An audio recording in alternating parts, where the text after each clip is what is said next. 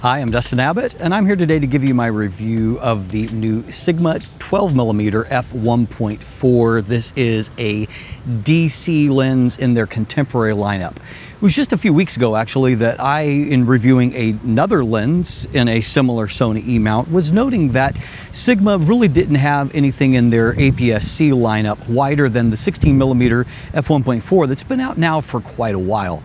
I reviewed that back now probably at least 5 years ago. But they are back with this new 12mm F1.4, and I've got a unique opportunity. I am traveling around Nova Scotia, Canada right now, and in the middle of Halifax right now, and I am taking a lot of photos here. I will be testing and reviewing the lens here in this beautiful environment and hopefully have some great photos to show for it. So as per usual, this lens was loaned to me by Sigma Canada, but they have had no input on the review. This is completely independent and they will not see it before you do. Let's dive in and let's take a look. Today's episode is sponsored by the all-new Fantom Tracker 2.0.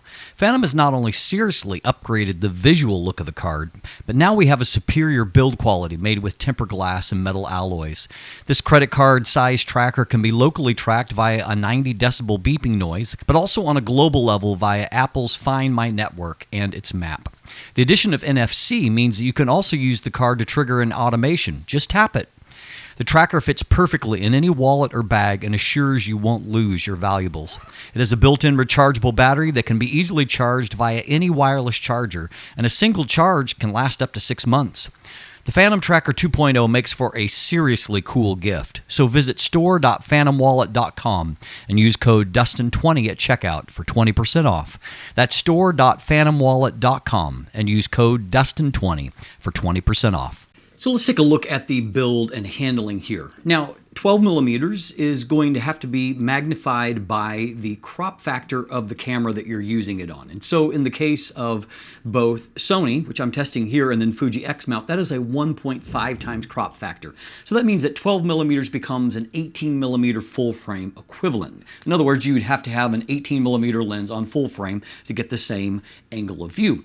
Now, Canon is a little bit different. And so if you're buying the RF mount version, Canon's crop factor is 1.6 times for some reason. And so that means that this lens has a full frame equivalent of 19.2 millimeters. So it's a little less wide on Canon. You make up for it sometimes on the telephoto end with getting a little bit of a longer focal length. That's obviously not true here.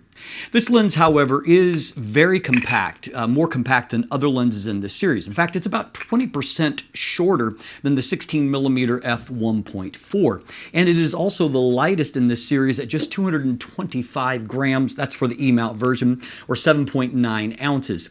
It has an overall size of 68 millimeters, or 2.7 inches in diameter. It is 69.4 millimeters in length, or 2.7 inches. So that's a full 10 millimeters shorter than the 23mm f1.4 that I reviewed last year. So that's great. Up front, we have 62 millimeter front filter threads. No problem in using filters on that. There really isn't a lot of 12 millimeters competitors on any of these platforms. Fuji is really sparse down at this particular area. On Sony, you have the 11mm f1.8. And on both of those platforms, you also have the option of Samyang's 12mm f2, which is the closest kind of direct analog, though obviously this is a full stop faster. This is also nicer than really any of the competing lenses in terms of the build quality. Although this is part of their contemporary series, Sigma's moved upscale with this particular lens, adding on a little bit more robust features, and in fact some of the things that I've been complaining about. One of those is an aperture ring. And so we do have an aperture ring. It is clicked. There's no declick option. There's no iris lock or anything like that, but it is a fully functional aperture ring, and Fuji shooters in particular are going to be delighted over that. By the way, if you're shooting on Canon RF, this will be a control ring instead of a standard aperture ring. What's more, rather than just having a gasket at the rear mount, we now have seals throughout the lens, so a more thorough degree of weather sealing. All of that is obviously very, very welcome. The aperture iris is 9 rather than 7 blades, as we've seen on some previous, and so that gives us an 18-pointed sun star, which I think looks quite nice. Sigma's lens hoods are a cut above what you're getting from pretty much everyone else. Even though it's a very tiny hood here, there is some variety here, including a rubberized section, a ribbed section for grabbing it. It has the ribs inside, and so the whole thing just feels, well, more premium than what I'm often seeing here, and it bayonets into place with good precision. While there's no lock, it stays there nicely unless you really intentionally break it free. Now, minimum focus distance is a little bit of an oddity here. On paper, it is 17.2 centimeters. What I found, however, is that I could get quite a bit closer than that, not just manually focusing, but even autofocusing.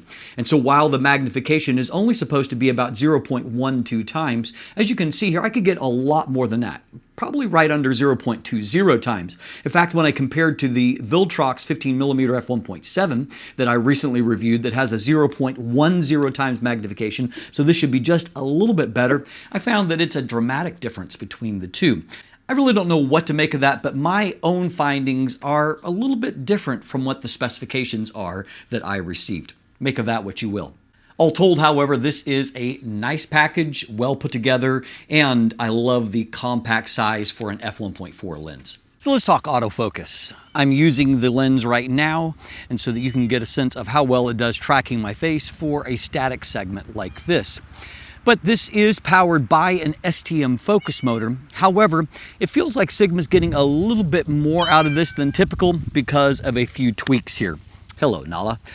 They have, for one thing, rather than having a focusing group, they actually have a single focusing element here.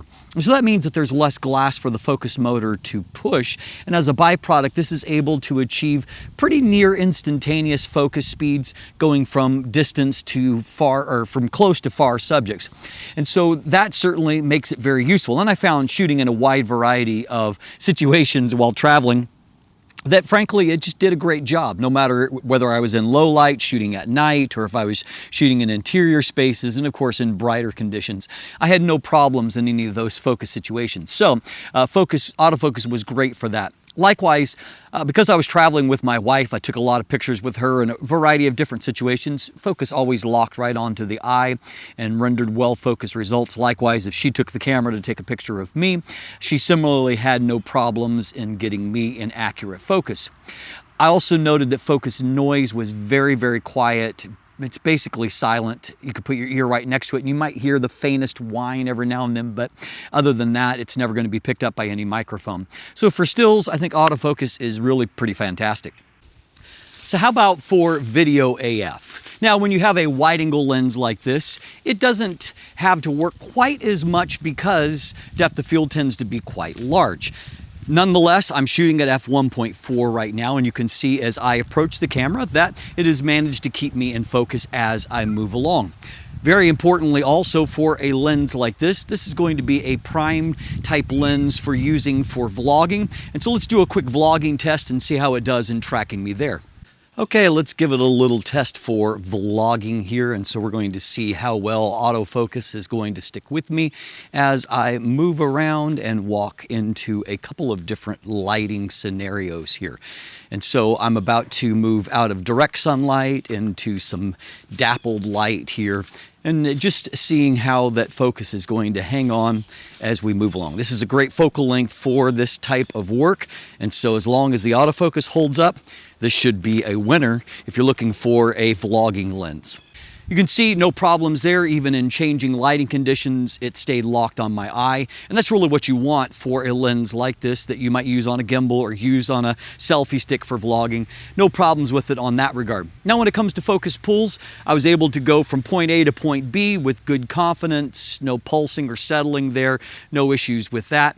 When I did my hand test, I found that for the most part it did good. In some of those early stages, you might have noticed that it seemed to me that focus, when my hand was forward, it was kind of about here on my wrist rather than all the way to the palm. And then in the latter part, it seemed like it sorted that out and it did better.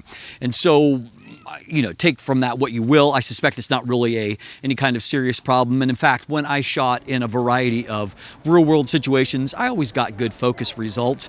When I was shooting video shots were stable, no pulsing. It all did good. And so I think that for most people in most situations, you'll do just fine. Focus breathing seems to be fairly low. It's not non-existent, in the way that can be achieved with a native Sony lens, for example, where it gets the focus breathing compensation. But it's close enough that I think that most people will be just fine and be happy with it in that regard. And of course, it produced really good looking footage. I thought that colors looked really nice off the lens. So I liked it as a video lens and as a vlogging option.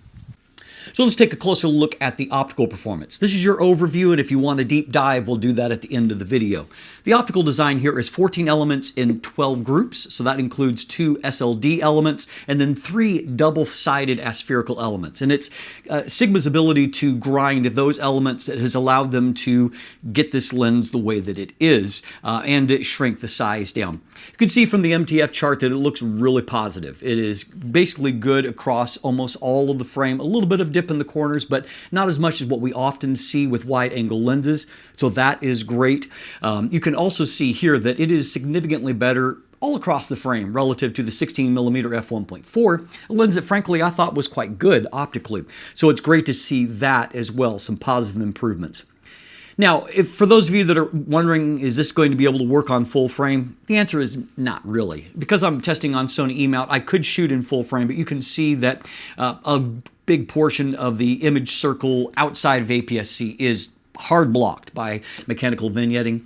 Now, if I cropped in on that image, yeah, I could get a little bit more image. Instead of a 26 megapixel image on Sony's APS-C crop, I could maybe get 31, 32 megapixels range. But frankly, it's just not worth it. I certainly wouldn't buy this lens for that purpose. This is an APS-C lens, and that's really where it should be used.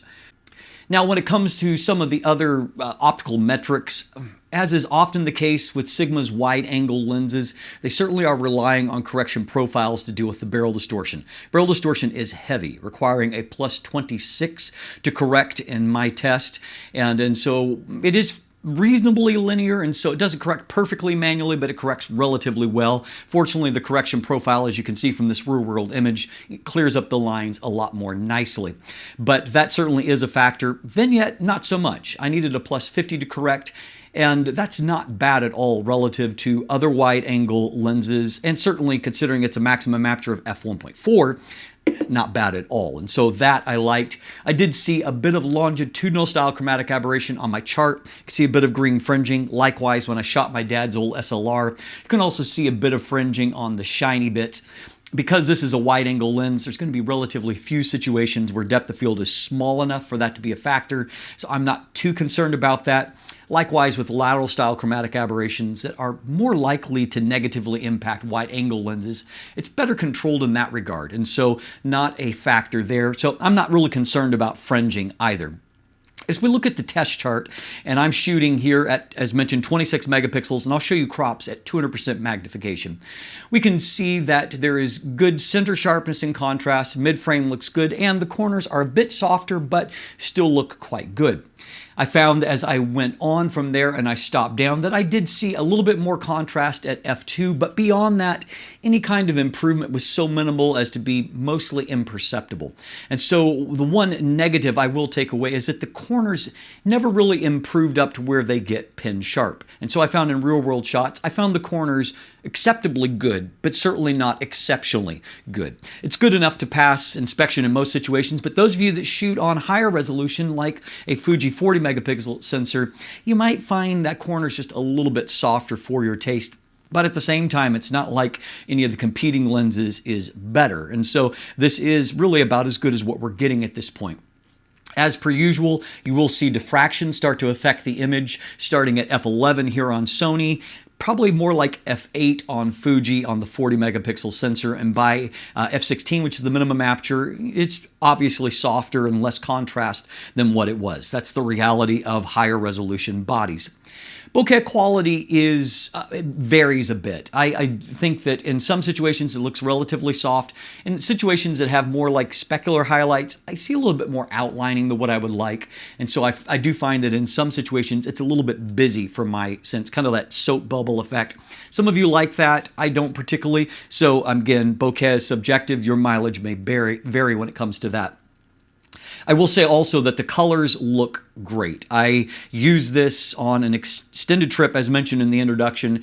I shot in a lot of different environments, and I was really pleased with the colors and the look of the images that I got out of the lens. It delivered, I would say, a little bit better colors than what I will see on some of the cheaper lenses that you might be considering instead. And so that was positive. Likewise, I felt like flare resistance was good and certainly, again, better than the cheaper lenses. Whether I was shooting at wide apertures or stop down, yeah, there might be some very mild ghosting here and there, but for the most part, it was very good and not a problem. All told, I'm not sure that I have used an APS-C wide-angle prime that I liked better in terms of the overall optics. I think that this is a really good option for any of these platforms that you are considering right now.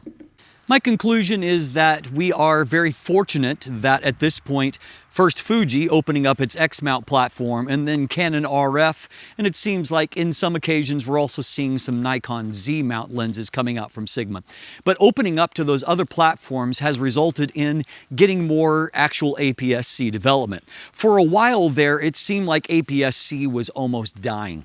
There wasn't much coming from the first parties and not much coming from the third parties as well. But at this point, the fact that more platforms have opened up seems to me that it has unleashed some creativity from third parties like Sigma, and so we're getting some really excellent lenses like this. I'm encouraged by the fact that this is actually the third APS-C lens we've seen from Sigma this year alone, whereas in the first years of being on the platform, we were lucky to see a lens a year, if not a lens every couple of years. So it's great to see some real development, and in this case, a really quality lens. I'm also really happy to see them move just a little bit more up market when it comes to the feature set and the weather sealing here. The pressure, of course, on the bottom side is from the Viltrox Air series. And Sigma is just not going to be able to compete with Viltrox on price because really no one else hardly is, at least at the level of performance that Viltrox seems able to produce. But where Sigma does have an edge is that the lenses are just a little bit more refined, a little bit more feature rich here. The weather sealing, of course, and then of course it is just a little bit better in terms of the overall package, the optical performance, autofocus, all of those things. And so I think that while this lens is a little bit pricier than what I would like at about $630 US, I think that it still offers a value, particularly when you're comparing it to the first-party alternatives, which is really the area where this lens is punching at this point. And so if you are looking for a quality wide-angle lens to use for vlogging, and it appeals to you to have a brighter maximum aperture than what any of the competitors are giving you, then check out the Sigma 12mm F1.4 DC contemporary lens. It is a pretty sweet little wide-angle prime.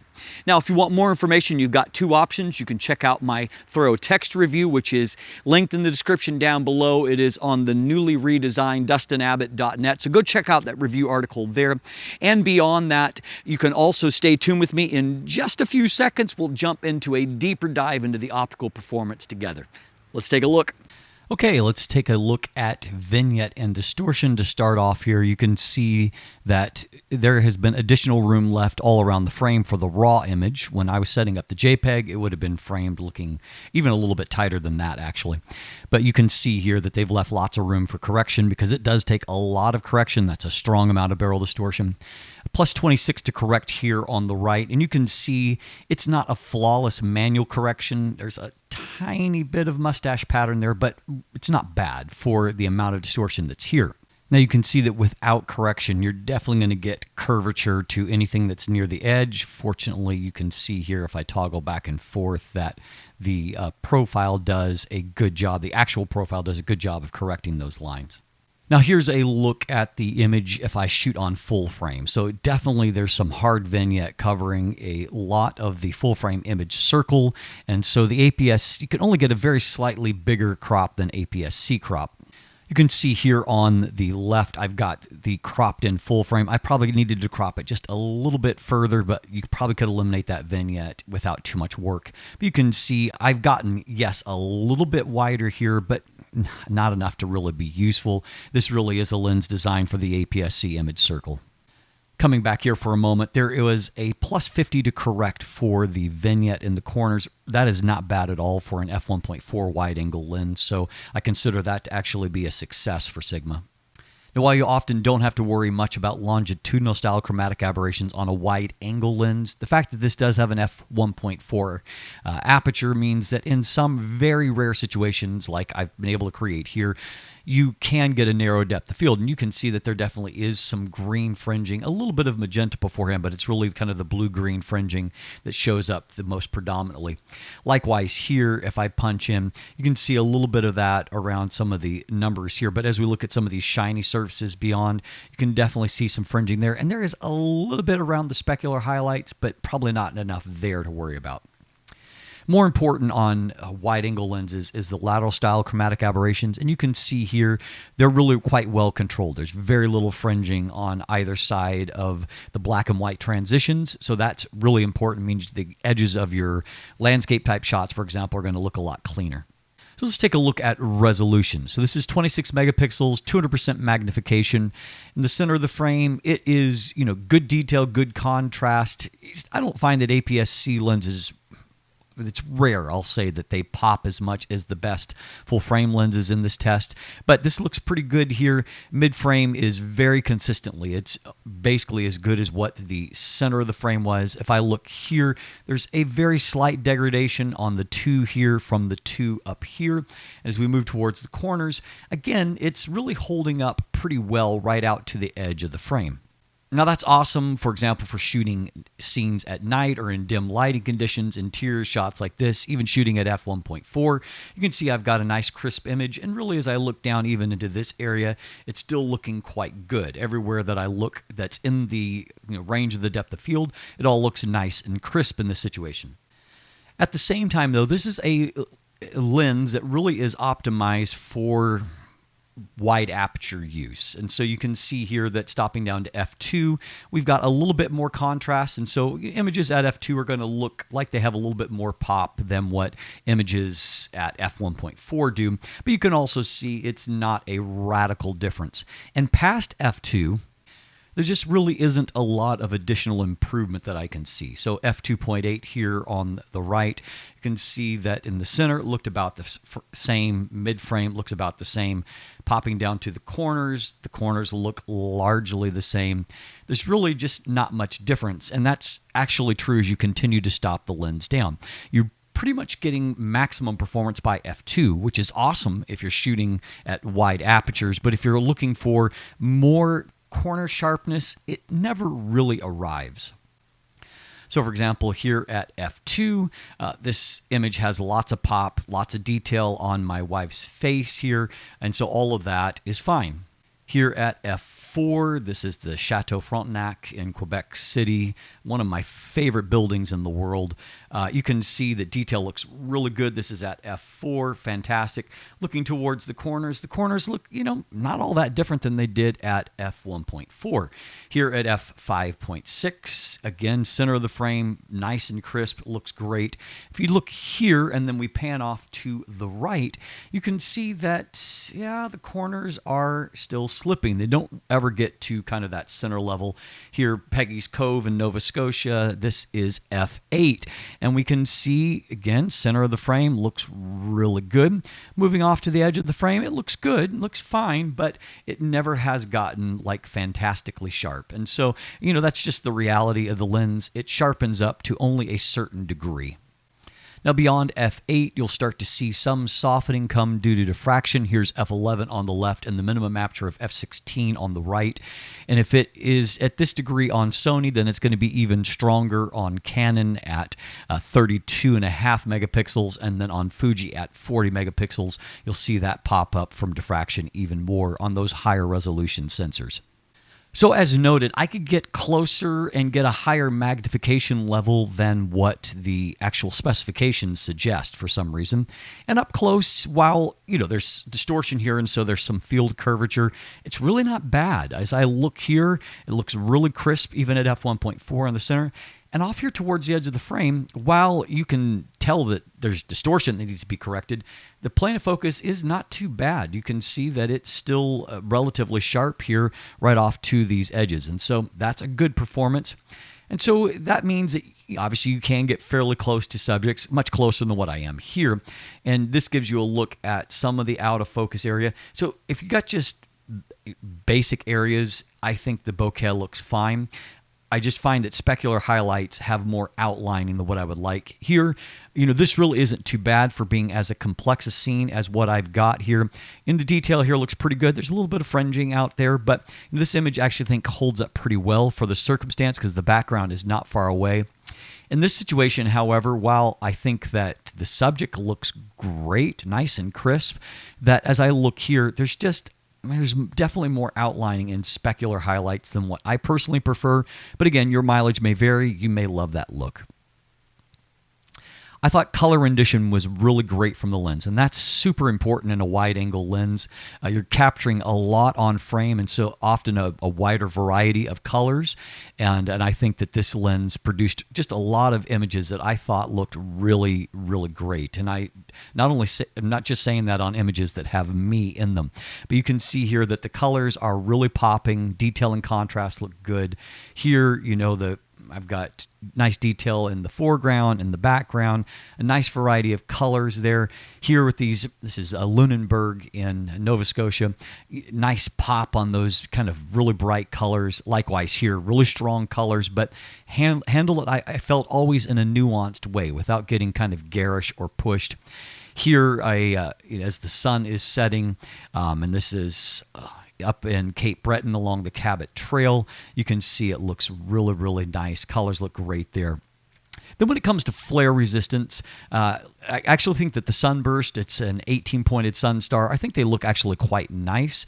And here, this is wide open f1.4 pointing right into a very bright sun. You can see I got that a little bit of like a streak, almost like a streak filters on there, but I can live with that and stop down. It doesn't get worse as I often see. Actually, still looks good. There's that little bit of a ghosting artifact there. No big deal at all. Here the sun is really intensely bright. You can see it's also, bouncing off the water here. But again, contrast holds up in the image, no ghosting artifacts. So flare resistance is a definite strength for this lens. So thanks for sticking around until the very end. As always, thanks for watching. Have a great day and let the light in.